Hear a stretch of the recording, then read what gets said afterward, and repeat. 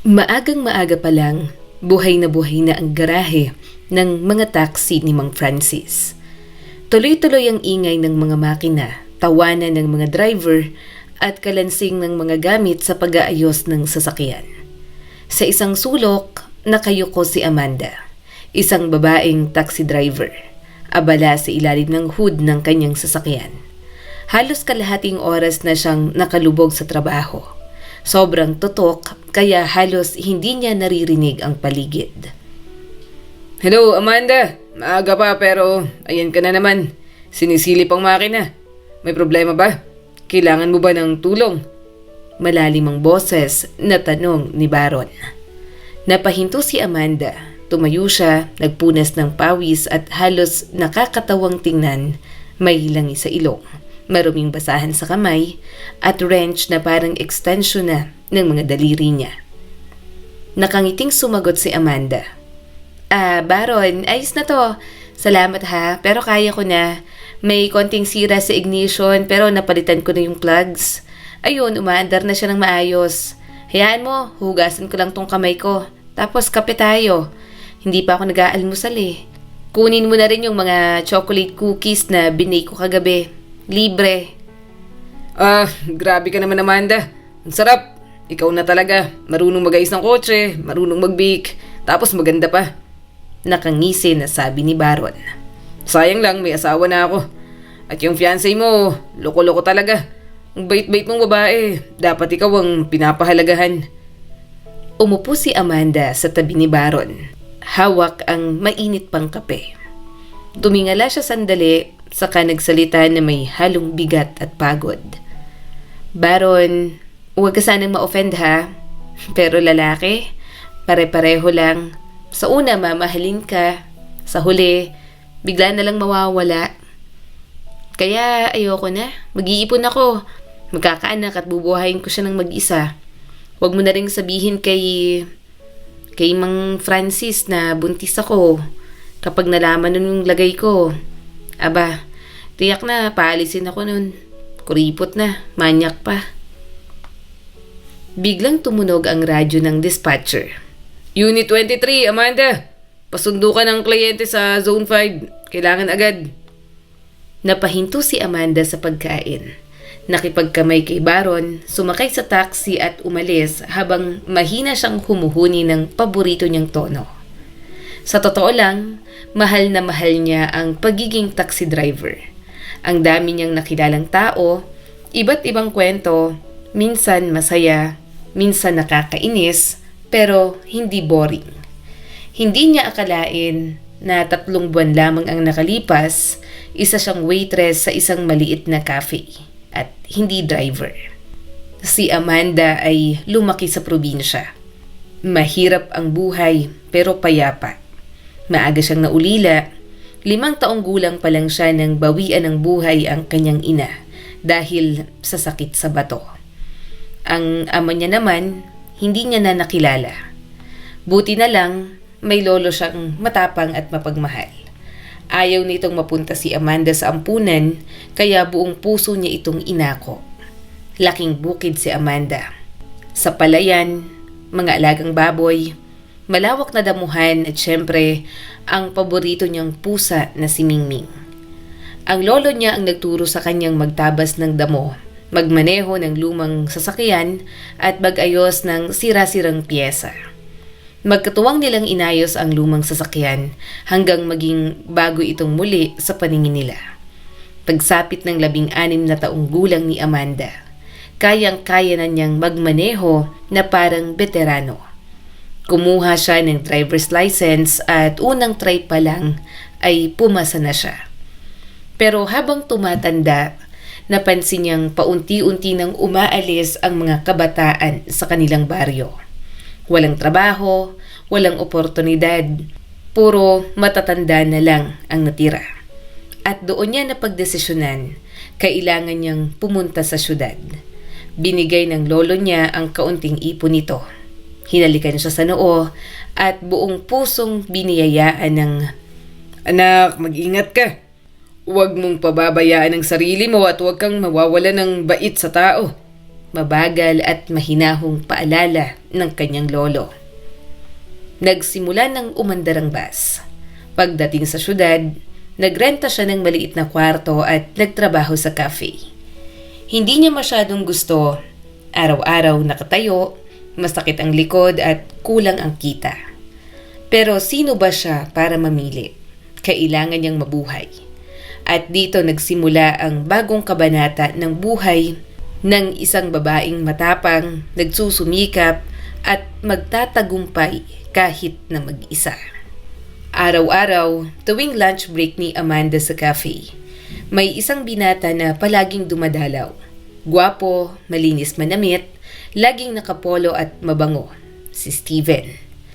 At tuwing umuorder siya ng kape, sandwich at kung ano-anong merienda, hindi nawawala ang isang bagay. Ang hindi niya pagtanggal ng tingin kay Amanda. At si Amanda, kinakabahan. Naiilang pero sa totoo lang, kinikilig. Doon nagsimula ang kanilang pagkakakilala. Si Steven ay manager sa isang travel and tour company malapit lang sa cafe. Simple lang ang pamilya niya. Mga empleyado sa bangko ang mga magulang at tahimik ang pamumuhay. Pero ang tingin niya kay Amanda, para bang nakita niya ang pinakamagandang tanawin sa mundo. Isang araw, nagulat si Amanda. May dalang bouquet ng pink daisy si Steven. Daisy, para sa'yo, Amanda. Kasing ganda mo sila. Lagi kitang naiisip at may 2 movie tickets ako para sa premiere bukas. Pwede ba kitang yayain? Halos tumalon ang puso ni Amanda sa saya. At doon nag-umpisa ang lahat. Ang panliligaw, ang mga gabing sinusundo siya, at ang unti-unting pagtali ng damdamin. Hanggang isang gabi, hindi na umuwi si Steven sa kanilang bahay. Doon talaga sila nagsimulang magsama. At si Amanda, lubos ang tuwa. Buo sa puso ang pag-asang magpapakasal na sila. Lalo pat ilang beses itong binanggit ni Steven sa kanilang mga usapan. Pero may isang pangyayaring tumapo sa lahat. Nang nalaman ni Amanda na siya ay buntis, natulala siya. Natakot pero umaasa. Kinagabihan, sinabi niya ang balita kay Steven. Tahimik lang ang binata. Nakakunot ang noo at kita sa mukha ang hindi pagkatuwa. Honey, hindi ka ba masaya? Anak natin to. Anak natin. Magpapakasal na tayo bago pa lumaki ang tiyan ko, di ba? Sinabi mo noon. Mahina at nag-aalangang sabi ni Amanda. Walang ganan sumagot si Steven. I suppose so. Maaga pa kasi. Akala ko nag-iingat ka. Sige, kakausapin ko sina mama at papa. Pero pagkatapos ng gabing yon, naglaho si Steven. Hindi nag-text, hindi sumipot sa cafe, hindi sumagot ng tawag. At habang sumisikip ang dibdib ni Amanda sa pag-aalala, may narinig siyang balita na sumira sa puso niya. Amanda, huwag kang magagalit ha?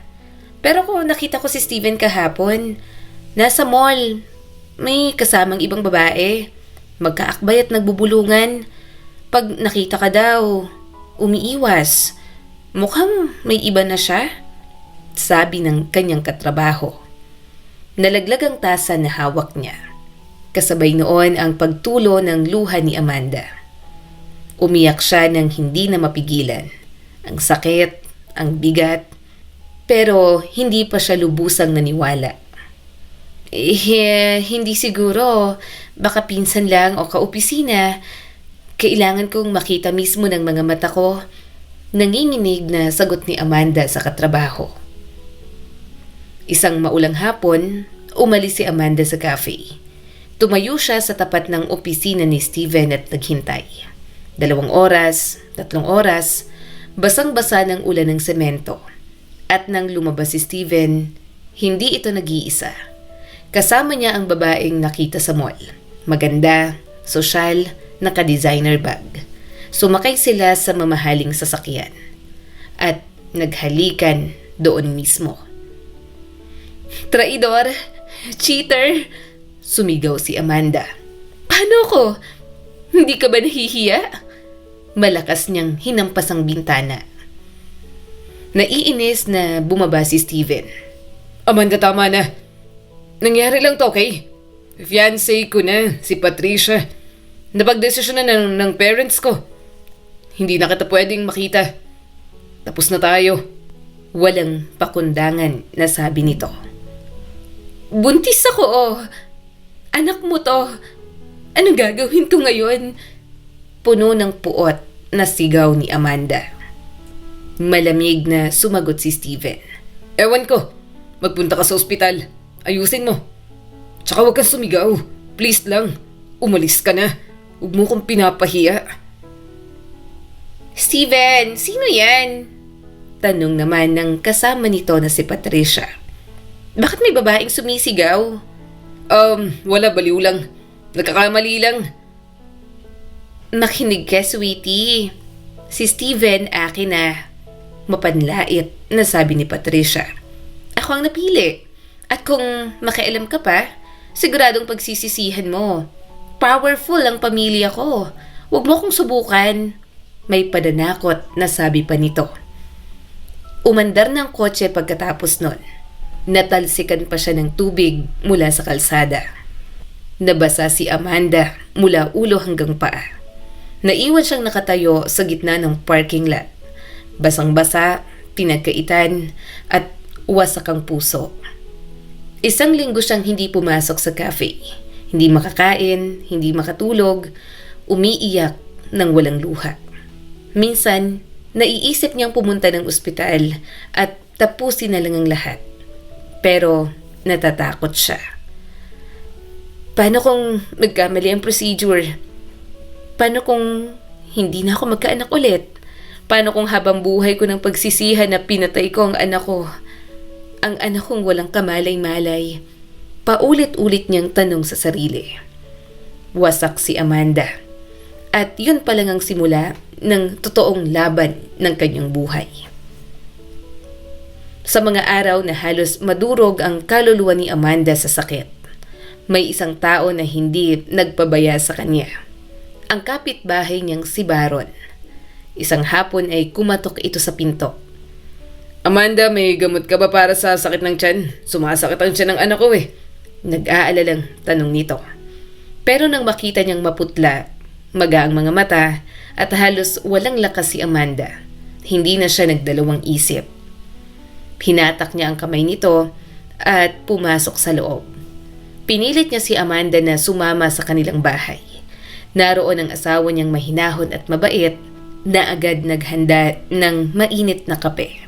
Doon, tuluyan ang bumigay si Amanda, kasabay ng paglagay ng kumot sa balikat niya. Ibinuhos niya ang lahat, ang sakit, ang pagtataksil, ang pagkalugmok. Si Baron nakikinig lang, tahimik pero lantad sa mukha ang galit sa kawalan ng puso ni Steven. Naku Amanda, ang gulo-gulo. Si Steven walang hiya yun. Burara, babaero. Pero anong balak mo ngayon? Puno ng inis na sabi ni Baron.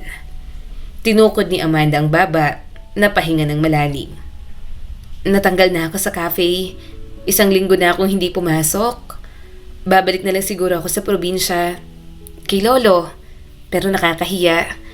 Paano ko sasabihin sa kanya? At paano ako mabubuhay doon? Mahina niyang bulong. Amanda, hindi ka dapat umuwi. Anong gagawin mo doon? Magagatas ng baka?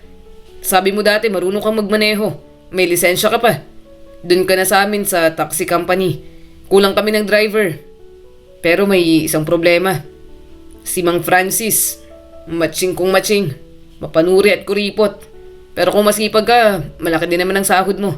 Makakapag-ipon ka para sa panganganak mo. Napahinto si Amanda.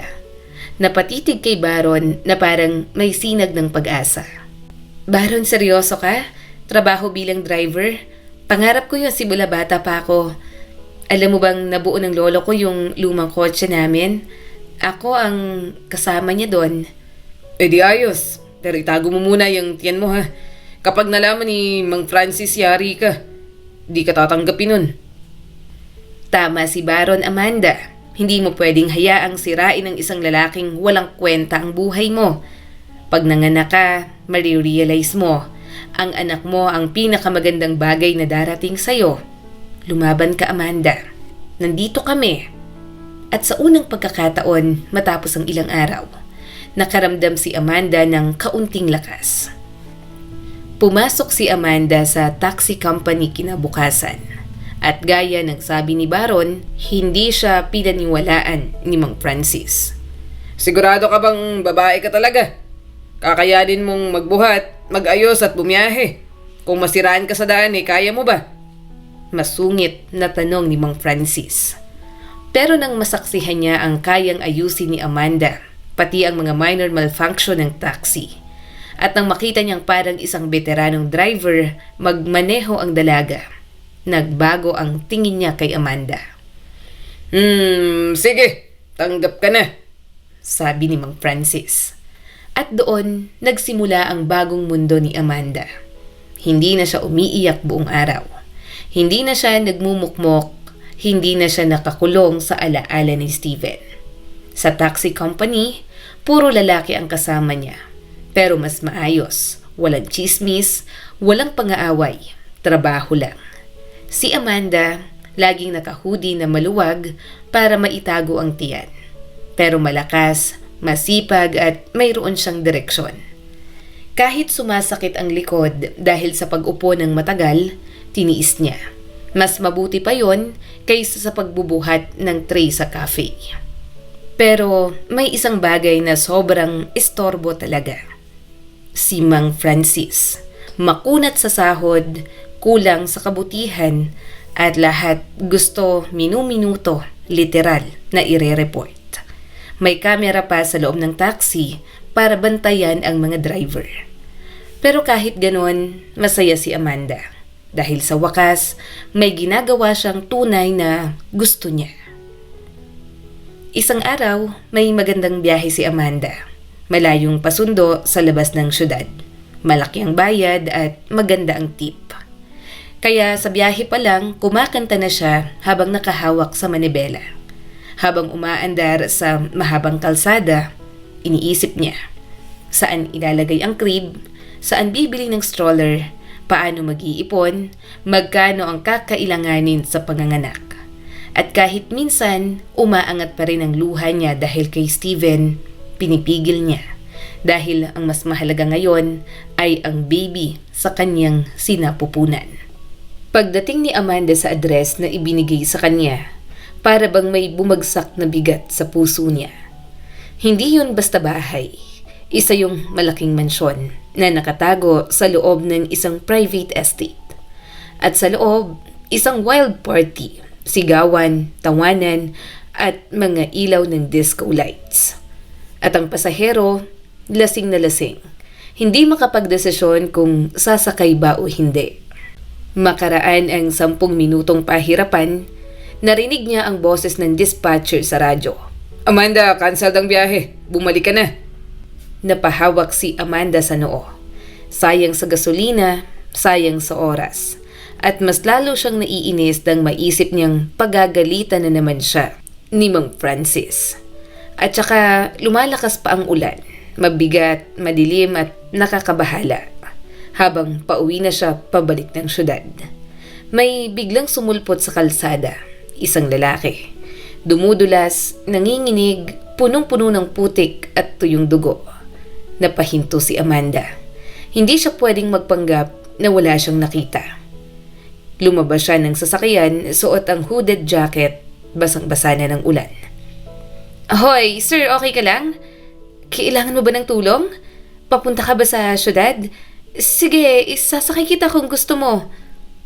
Help me. At tuluyan siyang nawala ng malay. Pero isang bagay ang sigurado, hindi amoy alak ang lalaki. Diyos ko, hoy, gumising ka. Hindi kita mabubuhat mag-isa. Please naman, bumangon ka. Natatarantang sabi ni Amanda. Sa hirap ng ulan at putik, pilit na isinakay ni Amanda ang lalaki sa taxi. Dinala niya ito sa pinakamalapit na ospital. Habang nasa biyahe, tanging pangalan lang ang nasabi nito. Michael, Pagdating sa ospital, agad niya itong isinuko sa mga nurse at doktor. Ginawa ko ng kaya ko. Sana gumaling ka, Michael. Mahinang bulong ni Amanda habang papalayo. Pagbalik niya sa boundary ng taxi, halos sumiklab ang mukha ni Mang Francis sa galit kasi nakita niya ang lahat sa kamera sa loob ng taxi. Amanda, ano bang ginagawa mo? Nag-refuse ka ng kliyente. Nagsayang ka ng gasolina. Naghakot ka pa ng pulube. Alam mo bang nalugi ako dahil sa'yo? Sigaw na sabi ni Mang Francis. Nanginginig ang mga labing sumagot si Amanda. Hindi ako tumanggi. Lasing siya't kinansel niya. At yung lalaki na sugatan, malapit na mamatay sa gilid ng kalsada. Anong gusto niyo? Iwan ko na lang? Hindi ko na problema yon. Sagot ni Mang Francis. Ibabawas ko ang gasolina sa sahod mo. Wala kang bonus ngayong buwan. At linisin mo agad ang taxi mo. Sobrang dumi. Sino pang sasakay dyan? Habang pinagmamasdan ang dumi sa loob ng taxi, pinag-isipan ni Amanda kung bakit sa tuwing gumagawa siya ng tama, siya pa ang nasasaktan. Ganito ba talagang kapalit ng kabaitan? Ay nako, Mang Francis, wala ka talagang awa. Bulong niya sa sarili. Pag-uwi niya, bagsak agad ang katawan niya sa kama. Pagod sa ulan, sa drama, at sa problema. Kinabukasan, may kumatok. Nang buksan ni Amanda ang pinto, nandoon ang 3 lalaking naka-black suit, 2 bodyguard, at isang matandang lalaking may tindig na parang politiko. Walang paalam, pumasok ito diretso sa bahay. Magandang umaga. Ikaw ba si Amanda? Sabi ng lalaki. Maotoridad ang boses nito. Narinig kong iniligtas mo ang anak ko kahapon. Si Michael. Inilapag nito ang isang envelope sa mesa. Ito ay pasasalamat namin sa'yo. Kung hindi dahil sa'yo ay baka wala na ang anak ko. Naku sir, hindi na po kailangan. Nagulat at kinakabahang sabi ni Amanda. Naawa lang ako sa kanya. Basang-basa siya, duguan at parang sinaktan. Paano po ba siya napunta sa gubat? Tumingin ang matandang lalaki sa kanya ng malalim. May tinatagong bigat sa mata. Napatigil ang matandang negosyante sa tanong ni Amanda. Kahit sandali lang, lumabo ang kumpiyansa sa kanyang mukha. Pero agading bumalik ang tikas at lamig ng tingin. Hindi magandang pag-usapan, Amanda. Pero sige, ang anak ko ay dinukot ng mga bandido. Ikinulong sa kubong nasa gitna ng gubat. Mabuti na lang at nakatakas siya. Yan ang dahilan kung bakit mo siya nakita sa ganong kalagayan. Tiningnan niya si Amanda ng masusi. May sinabi ba siya sa'yo habang nasa daan? Umiling si Amanda. Wala po, pangalan niya lang ni Michael. Ngumiti ang lalaki, isang ngiti na hindi umabot sa mata. Well, yun na siguro ang pinakamagandang balitang narinig ko ngayong araw. Kung wala siyang sinabi, mabuti Amanda. Sige, tanggapin mo ito. Makapal ang sobre na inilapag nito. Hindi yun basta tip, bundok ng pera. Bago pa siya makatanggi, tumalikod ang lalaki at lumabas kasama ang mga bodyguard. Pagkalabas ng mga ito, dali-dali siyang sumilip sa bintana. 4 na malalaking SUV ang nakaparada. Motorcade, mayamang pamilya at halatang makapangyarihan. Pero mas lalo siyang kinilabutan nang buksan niya ang sobre. Hindi yon simpleng pasasalamat. Mas malaki pa sa sahod niya ng kalahating taon. At doon nagsimulang gumulong ang duda. Napabulong si Amanda sa kanyang sarili. Una, hindi man lang nagpakita ng pag-aalalang lalaking yun sa anak niya.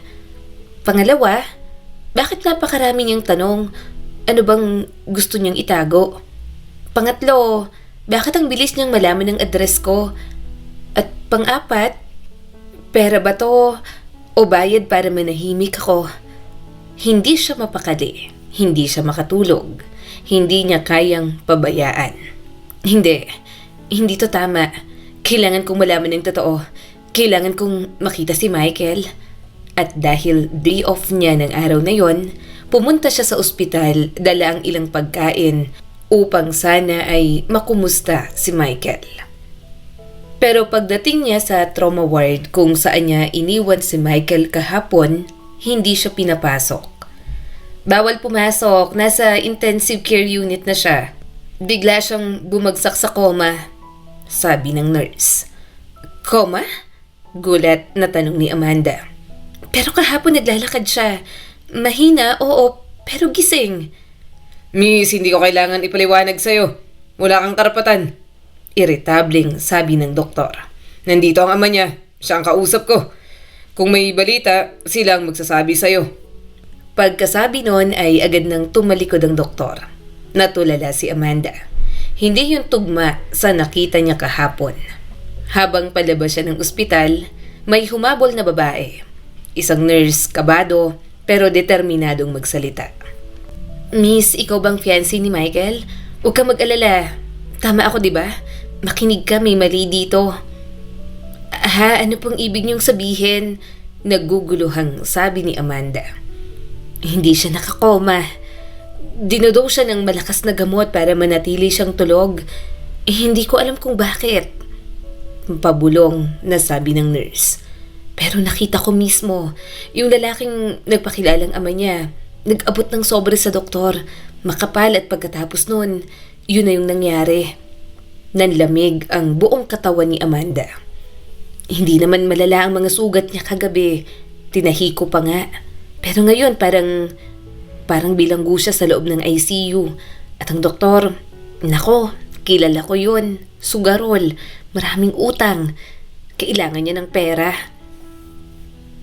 Hindi mo nakita. Wala akong sinabi. Please, delikado para sa akin. Sabi pa ng nurse bago umalis. Naglaho na ito sa hallway pagkatapos nun. Napabuntong hininga si Amanda. Umuwi siya na parang may pasang-pasang mundo.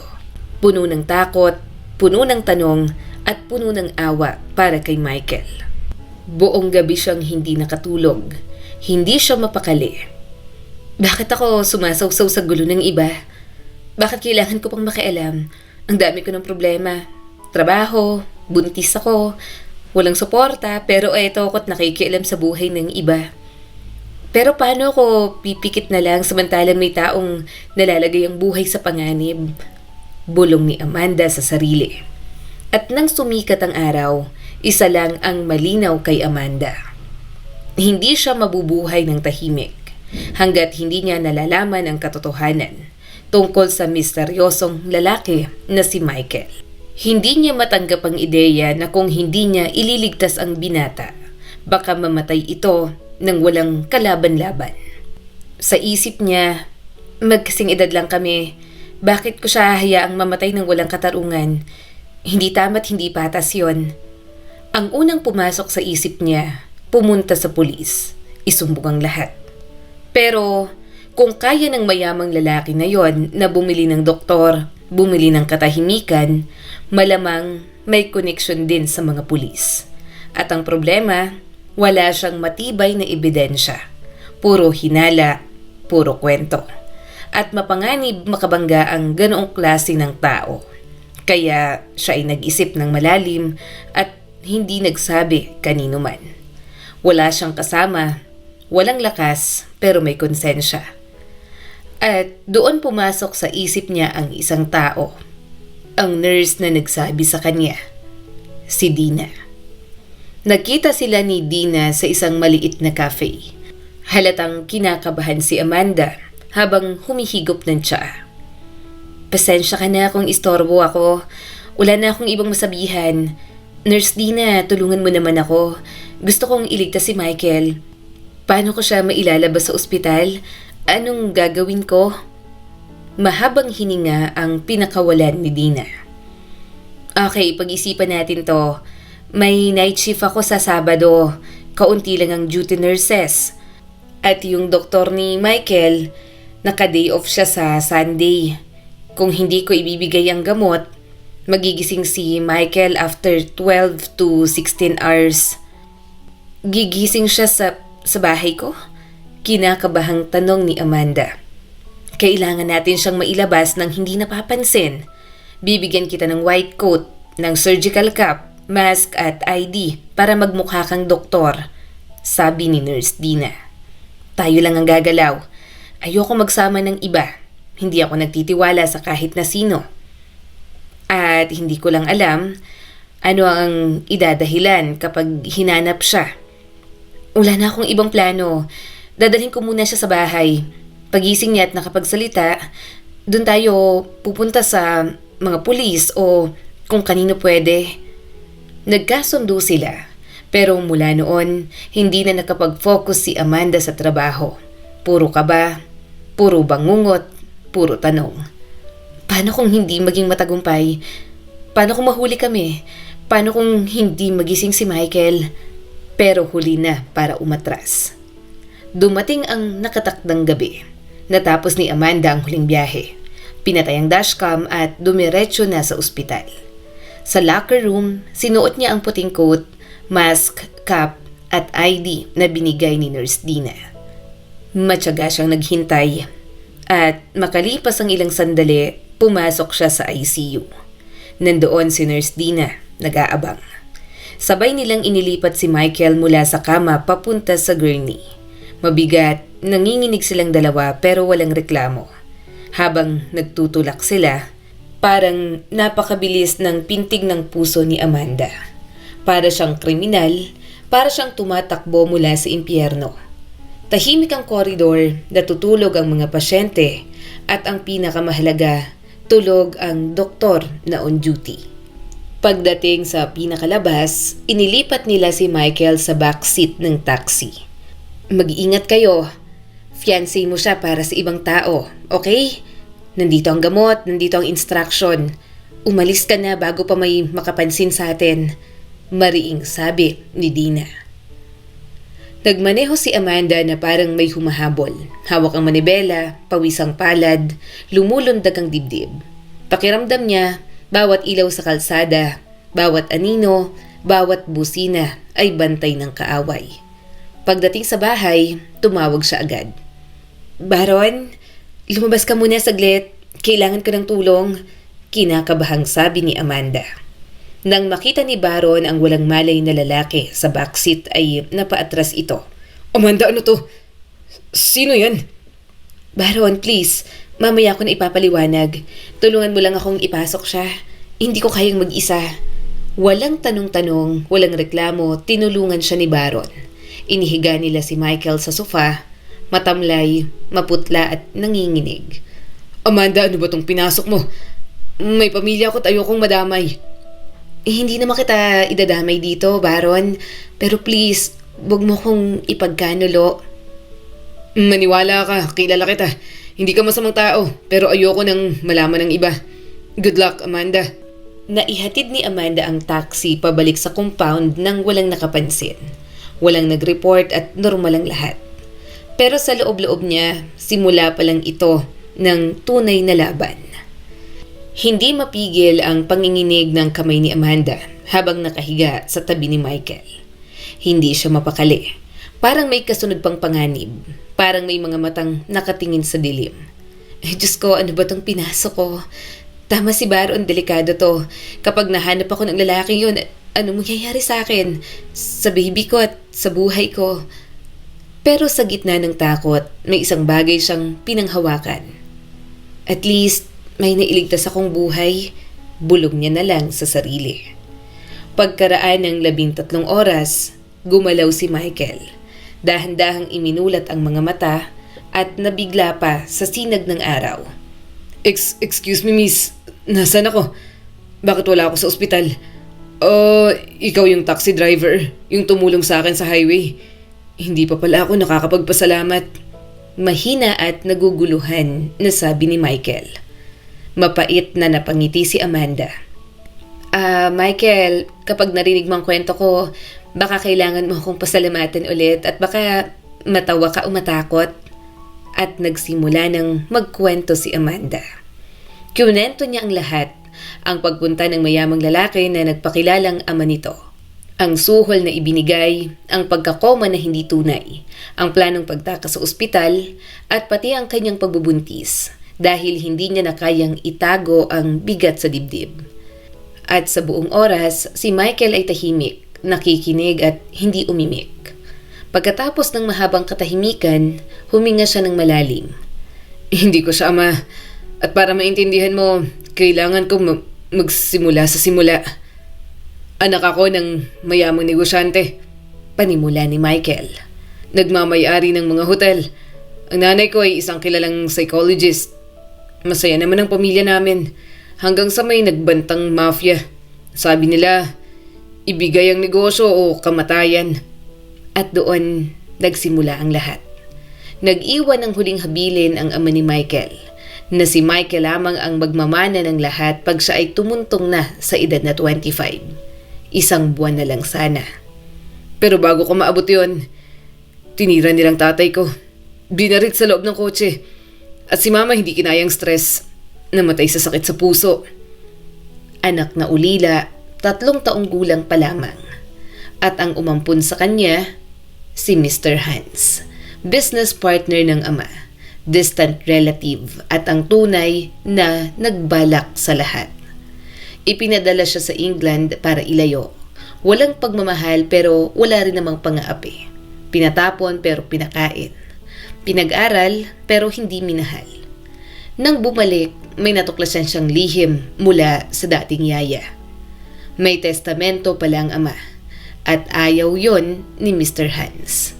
At doon nagsimula ang mga pagbabanta hanggang isang araw, nakidnap ako. Tinorture, pinapirma ng papeles para baliwalain ang will. Pero nakatakas ako. At ikaw ang nakakita sa akin. Michael, obvious naman, stepfather mong may pakana. Kailangan nating pumunta sa pulis, sa prosecutor, kahit kanino. Bulalas ni Amanda. Tama ka pero may tanong ako. Bakit hindi niya ako pinatay noon pa? Bakit pinag-aral niya pa ako? Dahil hindi niya alam ang tungkol sa will noon. At nang malaman niya, doon kanya ginalaw. Matagal bago sumagot si Michael. Siguro nga. Dinala ni Amanda si Michael sa prosecutor's office. Doon niya inilahad ang buong kwento. Ang kidnapping, ang torture, ang suhol at ang peking coma. Kasunod nito ang mga pulis. Nagbukas sila ng kaso at dahan-dahang lumabas ang katotohanan. Si Mr. Hans mismo ang nag-utos sa pagpatay sa ama ni Michael. At siya rin ang nagpakidnap kay Michael. Nayanig ang mundo ng binata. Gumuho siya at nanginig. Humiling si Michael ng isang bagay. Ang harapin si Mr. Hans. Pagharap niya sa kulungan, hindi pagsisisi ang sumalubong sa kanya, kundi kapal ng mukha. Oh Michael, masaya ka? Matanda na ako, pwede na ako maging sentimental. Dapat pala nun pa kita pinatay sa gubat. Pero inalagaan kita, pinag-aral, inalagaan ng anak ng partner ko. At ganito ang ganti mo. Alagaan, hinayaan mo lang ako mabuhay dahil kailangan mo ng magandang imahe. Dahil kapag inampun mo ko, akala ng lahat ay mabuting tao ka. Puno ng galit na sabi ni Michael. At ano ngayon? Kung hindi ka nakatakas, akin na dapat ang lahat. Pero pinagbigyan kita. Pero ngayon, sinira mo ang plano ko. At siya, ang babaeng yan, kung hindi dahil sa taxi driver na yan, sana patay ka na. Huwag mong babastusin si Amanda. 2 beses niya akong niligtas mula sa'yo. Galit na sabi ni Michael. Nagngingit-ngit sa galit si Mr. Hans. Makakalaya rin ako. May connection ako. May pera ako. At kayo, maniwala kayo, babalikan ko kayo. Pero mali siya. Ang ebidensya ay matindi. Testimonya, mga witness, mga dokumento. At ang hatol, habang buhay na pagkakabilanggo. Si Mr. Hans ay sumigaw, nagwala at nanumpa pero wala siyang laban. At bago siya dalhin sa kulungan, sumigaw siya mula sa loob ng sasakyan. Amanda, kasalanan mo to! Galit na sabi ni Mr. Hans. Sinira mo ang buhay ko. Sana hindi ka na tumulong. Pero ang sagot ni Amanda, tahimik pero matatag. Mula nang makulong si Mr. Hans, si Michael na ang tumayo bilang ulo ng kumpanya. Kada araw, lubog siya sa trabaho. Mga meeting, papeles, desisyon. Pero kahit ganon siya kaabala, lagi at lagi siyang may panahon para sa isang tao. Si Amanda. Madalas silang magkita, magkwentuhan, magkape. Sa mata ng mundo, magkaibigan lang sila. Pero sa puso ni Michael ay iba. Palihim siyang umiibig. Hindi niya alam kung kailan nagsimula, noong sinunduban niya ito sa ospital. Noong pinaglaban siya nito sa prosecutor. O nung nakita niya itong umiiyak pero matapang pa rin na lumalaban. Ang dami niyang hinangaan sa dalaga. Ang tawa nitong mahaba't malulutong. Ang ilong nitong medyo pango pero bagay na bagay sa kanya. At higit sa lahat, ang mga matang laging may awa, tapang at kabutihan. Pero may isang problema. Buntis si Amanda at hindi siya ang ama. Kaya kahit punit-punit ng dibdib niya, tahimik lang si Michael. Alam niyang kung aamin siya ngayon, baka isipin ni Amanda na naaawa lang siya o sinasadya ang kahinaan nito. Ayaw niyang sirain ang tiwala at init ng samahan nila. Kaya imbis na umamin, pinilit niyang alagaan at suportahan na lang ito. Ipinilit ni Michael na lumipat si Amanda mula sa masikip at luma nitong tinitirhan. Nagpaupa siya ng cozy na apartment. Maliwanag, malinis at komportable. At hindi lang yon. Amanda, itigil mo ng pagiging taxi driver. Halata ng tiyan mo. At kapag nalaman ni Mang Francis, hindi ka niya bibigyan ng maternity leave. Baka pa nga tanggalin ka retroactively. Michael, sobra ka na. Sapat na sa akin yung tinutulungan mo ako sa upa. Hindi ako sanay na inaalagaan ng ganito. Naiilang ako at parang sobra naman. Amanda, ito ng pinakamaliit na magagawa ko. Hindi ka na iba sa akin. Sa totoo lang, ikaw ng pinakamalapit na tao sa buhay ko ngayon. Hayaan mo na akong kumilos bilang kaalyado mo. Si Michael na ang nagbabayad ng pagkain, gamot, check-up, gamit sa bahay. Hindi niya ito pinagyayabang, tahimik lang, pero ramdam ni Amanda ang lahat. Isang gabi, masinsinan silang nag-usap. Michael, sobra mo na akong i-spoil. Wala pa ngang nag-aalaga sa akin ng ganito. Salamat ha, nakakalungkot lang. Namimiss ko ang pagdadrive ng taxi. Nakakabagot pala yung nakakulong lang sa 4 na pader. Konti na lang to.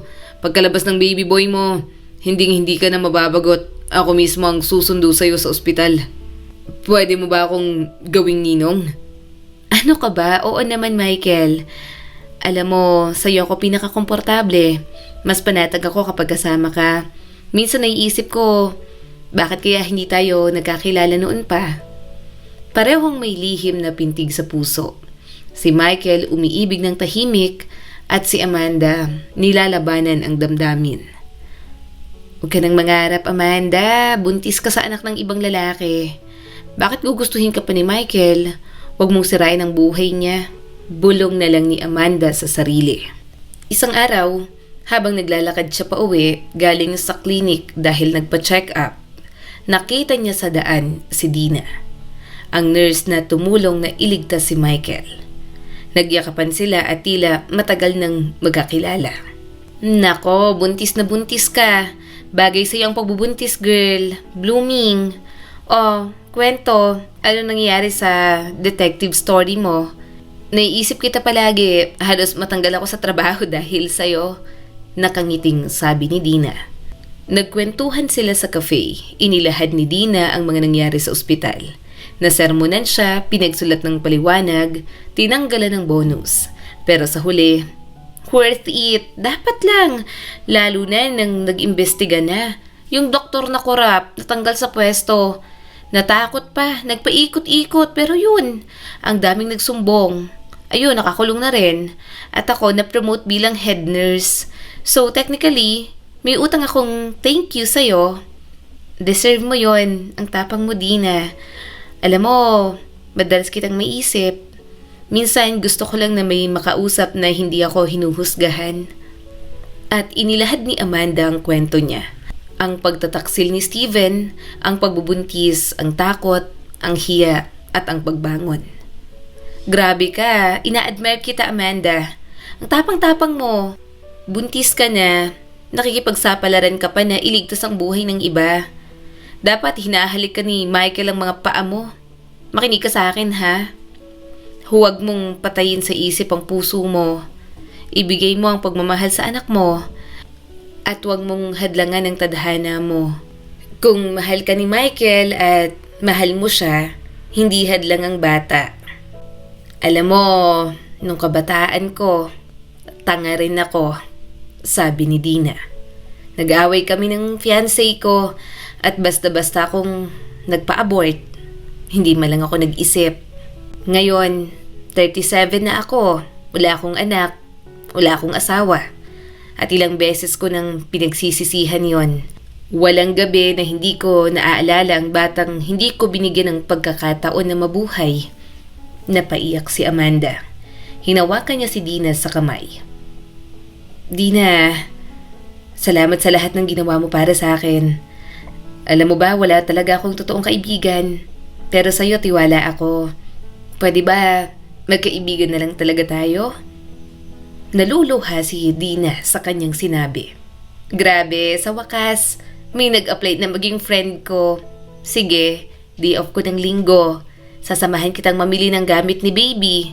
Stroller, damit, kung ano-ano. Maglalakad-lakad tayo, parang magkapatid. Mula noon, parang magkapatid na sina Amanda at Dina. May bagong pamilya sa buhay ni Amanda. Si Michael, si Dina at ang munting buhay na nasa kanyang sinapupunan. Isang gabing tahimik, nagising si Amanda sa matinding sakit ng tiyan. Dina, parang nagsisimula na. Ang sakit. Wala na akong lakas. Natatakot ako, sabi ni Amanda. Amanda, makinig ka sa akin. Kalma, hinga. Ako ang bahala sa ambulance o sa sundo. Magbihis ka. Kunin ang mga papeles at gamit. Umupo ka lang. Papunta na ako. At huwag kang matakot. Duty ngayon si Doktora Vane. Magaling yon. Hindi kita iiwan. Matapos kausapin si Amanda, si Michael naman ang tinawagan ni Dina. Hoy, gising, Romeo. Manganganak ng Juliet mo. Pumunta ka na dun sa ospital. Dalian mo. Sa loob ng 30 minuto, nasa ospital na si Amanda. Si Dina at Michael nag-aabang sa labas ng labor room. Si Michael hindi mapakali, paro at parito sa koridor.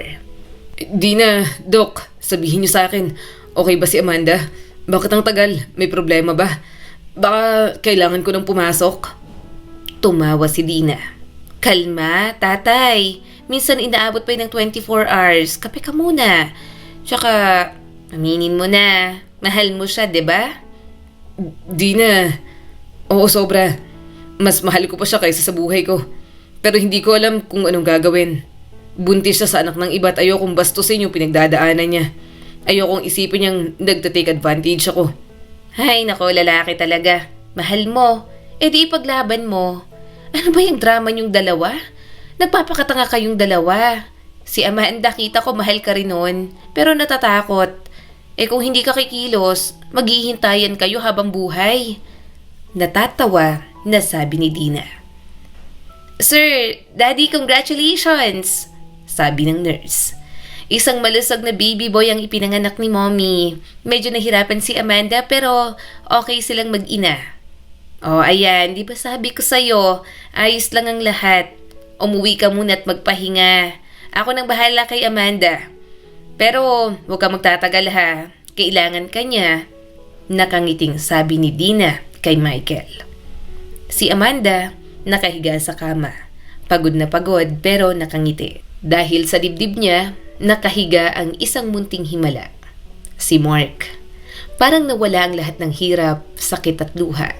Sa sandaling yon, hindi mahalaga kung sino ang ama. Ang mahalaga, siya ang ina. Pumasok si Dina sa kwarto, dahan-dahang lumapit.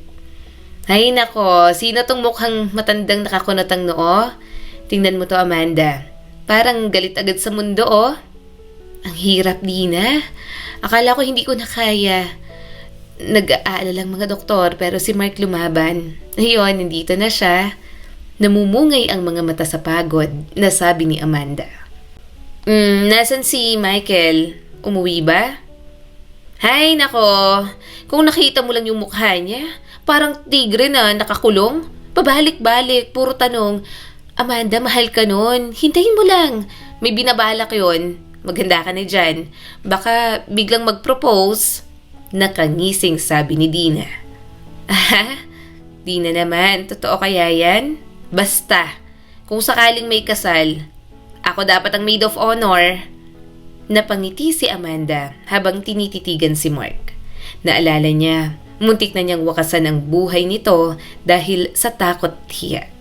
Ngayon, hindi niya maisip kung paano nabuhay ang puso niya bago pa dumating si Mark. Dumating ang araw na madidischarge na si Amanda. Si Dina abala at inayusan si Amanda. Kinulot ang buhok, pinapili ng damit, inayusan na parang papunta sa party. Litong-lito naman si Amanda. Dina, ano to? Discharge lang to, bakit parang ikakasal ako? Ang mahal pa ng pinasuot mo sa akin? Basta, secret. Isang bagay lang ang sigurado, may sorpresa. Paglabas ni Amanda sa lobby, buhat ni Dina si Baby Mark. Si Michael, nakasuot ng mamahaling suit, may hawak na malaking bouquet. Lumapit siya, nanginginig ang kamay at namumula ang mga mata sa kaba. Amanda, congratulations sa pagsilang sa anak mo. Pero ngayong hawak mo na siya, gusto kong hawakan ka rin habang buhay. Isusuot ko sana sa'yo ang singsing na to bilang simbolo na hindi na tayo magkaibigan lang. Mahal kita, Amanda. Mahal na mahal. Gusto kong maging asawa mo. Gusto kong maging ama kay Mark. Pakakasalan mo ba ako? Bumagsak ang luha ni Amanda. Michael, hindi ko na kayang magpanggap. Mahal din kita, matagal na. Oo, tatanggapin ko. Pakakasalan kita. Cheers sa bagong pamilya! Masayang sabi ni Dina. At sa araw na yon, hindi lang si Mark ang isinilang. Isinilang din ang bagong pamilya. Lumipat si Amanda sa malaking mansyon ni Michael. Nagpakasal sila sa harap ng pamilya, kaibigan at ilang taong tumulong sa kanila. Inampun ni Michael si Mark at ibinigay sa kanya ang apelyido nito. 3 taon nang lumipas, tahimik pero masayang buhay ang mag-asawa. May paglalambing, may tampuhan pero puno ng respeto at pag-aaruga. Araw-araw, ipinapaalala ni Michael sa kanya na hindi siya kailanman nagkamali sa pagpili. Darling, ang lamig no? What do you think? Lumipad tayo sa beach, sa ibang bansa. Mainit na dagat. Bakit hindi? Kailangan nating magpahinga. Nakangiting sabi ni Michael. Talaga? Michael, hindi pa ako nakakalabas ng bansa kahit kailan. Sige, game ako dyan. Mark, pupunta tayo sa dagat. Natuwa naman ang bata at napapalakpak pa. Nagpunta sila sa isang travel agency. Magiliw ang receptionist at inalok pa sila ng kape. Sir, ma'am, thank you for choosing our agency. Yung manager namin, si Steven, ang tutulong sa inyo. Sa loob ng 5 minuto, nakaupo sila sa marangyang silya. Si Amanda, si Michael at si Mark sa kandungan ng ina. Lumapit ang manager. Pagtingala ni Amanda, para siyang binuhusan ng malamig na tubig. Si Steven, ang lalaking iniwan siya nung buntis siya. Ang lalaking tumulak sa kanya sa bangin ng kawalan. At ngayon, siya pa ang mag-aasikaso ng bakasyon nila. Pero hindi siya nagpahalata. Good afternoon, ako si Amanda. Siyang asawa ko si Michael at ang anak namin na si Mark. Gusto sana namin ng family tour papunta sa dagat. Ano pong mai-rekomenda nyo? Napatulala si Steven. Parang nakakita ito ng multo. Hindi pwede, si Amanda ba yun? Yung dating simpleng waitress? Ang ganda niya ngayon, blooming. At yung batang buhat niya, bakit parang kamukha ko? Kinabahan si Steven. Naalala niya, iniwan niya si Amanda noong buntis ito. Walang paliwanag at walang konsensya. Si Michael naman, diretsong nagsalita tungkol sa dates at budget. Pero parang walang pumapasok sa tenga ni Steven. Hey bro, nakikinig ka ba? Kanina pa ako nagsasabi ng mga petsa. Kung inaanto ka, lilipat na lang kami sa ibang agency. I don't like this kind of service. Pero parang wala siya sa sarili. Sa huli, hindi niya nakinaya. Amanda, ikaw ba yan? Ako to si Steven. Siya bang anak ko? Anong pangalan niya? Biglang tumahimik ang paligid. Si Michael ang sumagot. Ang pangalan ng anak ko ay Mark. Ano ko siya? May problema ba? Sir, nagkakamali po kayo at wala po kayong karapatang magtanong ng ganyan. Manager lang po kayo rito. Asikasuhin lang sana natin ang tungkol sa bakasyon. Magalang, kalmado, pero malamig ang tinig na sabi ni Amanda. Alis na tayo rito, Amanda. Sayang oras. Ayoko makipag-usap sa taong walang modo. Naiinis na sabi ni Michael. Naiwan si Steven sa upuan, wala ng customer, walang bakasyon, walang Amanda at walang Mark. Ang girlfriend niyang si Patricia matagal na siyang iniwan. Wala siyang napundar at hindi na-promote. Nakatira pa rin sa bahay ng magulang. At ngayon, habang nakikita niyang may lalaking ibang tinatawag na daddy si Mark, saka lang niya naramdaman ang tunay na bigat ng nawala sa kanya. Kung kaya lang niyang ibalik ang panahon, hindi niya sana pinalipad palayo si Amanda. Pero huli na, tapos na ang kabanata nila. Isang umaga, hawak ni Amanda ang pregnancy test. 2 malinaw na guhit. Michael, magiging tatay ka ulit? Amanda, salamat sa Diyos. 2 na sila, ang saya. Ang swerte ko sa'yo. Naluluhang sabi ni Michael at niyakap siya ng mahigpit. At ang nasa isip ni Amanda, kung may nagsabi sa akin noon na mamahalin ko ang lalaking nasagip ko sa highway, pakakasalan ko siya, aalagaan niya ako at ang anak kong hindi niya kadugo, hindi ako maniniwala. Pero ngayon, ito na ang pinakamasayang yugto ng buhay ko. Ang kwentong ito ay nagpapaalala sa atin. Mas mahalaga ang mahal at binamahal kaysa sa maging mayaman at tanyag. Dahil ang totoong kayamanan ay hindi ang nakapark na kotse, hindi ang laki ng bahay, hindi ang dami ng pera sa bangko, kundi ang mga taong sabay mong tatawa, iiyak at lalaban sa buhay. At sa mundong madalas manakit at mandurog, bihira ang mga taong tunay na nagmamahal. Pero sina Amanda, Michael, Mark, Dina, lahat sila pinalad na matagpuan ang isa't isa. Muli, ako po si Skylar Guro at sana may bago na naman kayong natutunan sa kwento natin ngayon. Maraming salamat po.